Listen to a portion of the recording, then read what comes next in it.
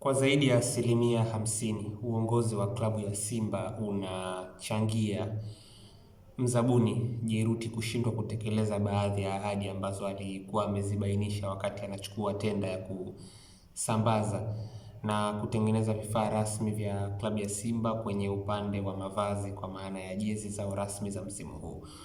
Unajua, ingekuwa mtu kama Jairuti amechukua tenda kwenye klabu ambayo kiuongozi imetulia, hakukuwa na shaka yoyote kwamba pengine yeye ndo angeonekana kama ni mtu ambaye labda kuna shida kwa upande wake, kwamba hapa kila kitu kimekaa sawa, wewe umekuja na ahadi zako, muda unazidi kwenda, pengine uliweka bayana kwamba basi litakuwa limefika mpaka mwezi wa 10, sasa hivi ni mwezi wa 2 na kila kitu. Inawezekana shida ikaonekana zaidi kwa wewe kama mzabuni, lakini kwa kesi specifically ya Simba inawezekana zipo changamoto kwa upande wake yeye, inawezekana kabisa, na ndio maana nikasema kwa zaidi ya 50%, labda 50% mpaka 60%, lakini hizo 40% inawezekana labda kuna namna ambavyo labda fedha haikuwa tayari wakati anatoa hizo ahadi, labda ni mambo ambayo labda alikuwa anahitaji muda mrefu kuliko vile ambavyo labda iliakisiwa kulingana na maneno ambayo alikuwa amebainishwa. Kwa hiyo inawezekana, lakini uongozi una nafasi kubwa, kwa sababu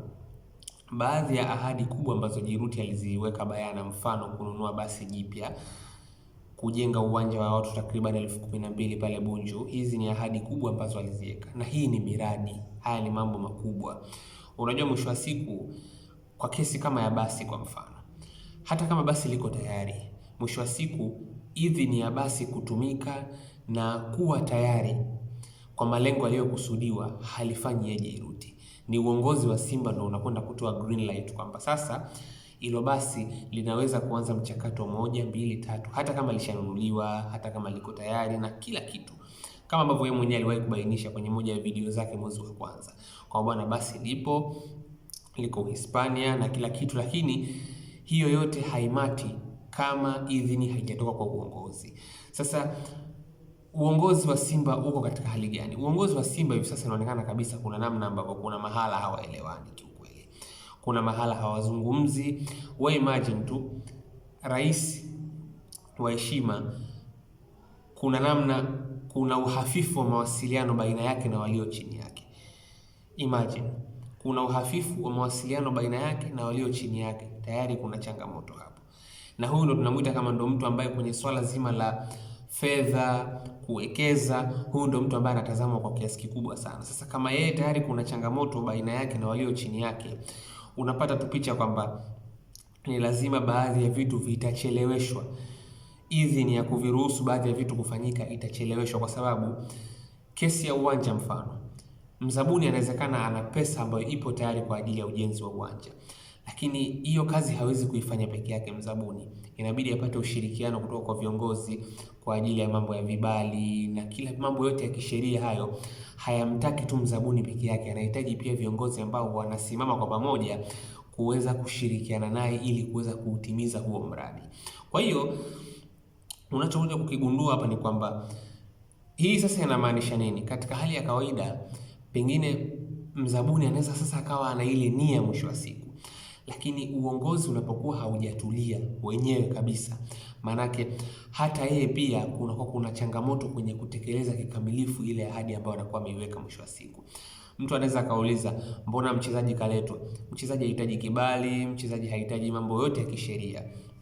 Alafu mchezaji ni suluhisho la hapo kwa hapo, yani mchezaji ni kitu ambacho unamleta, anakuja anatatua changamoto ya kiufundi ndani ya timu hapo hapo. Hakuna complication kwenye kumleta mchezaji, na ndio maana mchezaji kaletwa Ino Loemba ana perform hivi sasa.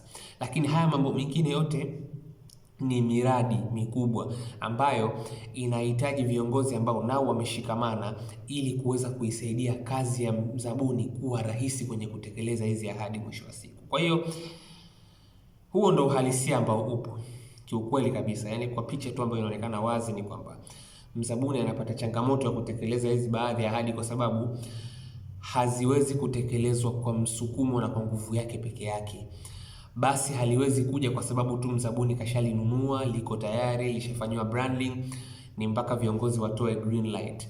Viongozi wenyewe wameshawahi hata kukaa, kwa mtazamo wako pengine, kujaribu hata kujadili umuhimu wa hichi kitu kwa wakati huu?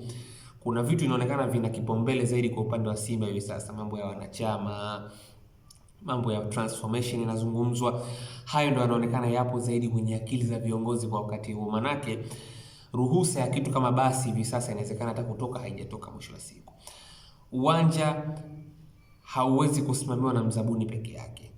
Kuna mambo ya kisheria, kuna mambo ya vibali, kuna mambo mengi ambayo yanahitaji uongozi nao usimame kwa pamoja uweze kumsaidia mwisho wa siku. Kwa hiyo inawezekana 40% ambayo nimeiweka pembeni, pengine ipo nafasi ya mzabuni naye kuwa ana changamoto yake, lakini ukweli ni kwamba kwa zaidi ya 50 mpaka 60 uongozi wa Simba unachangia mzabuni Jairuti kushindwa kutekeleza baadhi ya ahadi za kibiashara za kimradi ambazo aliziweka bayana wakati anaichukua tenda ya kutengeneza jezi na ahadi zingine ndani ya klabu ya Simba.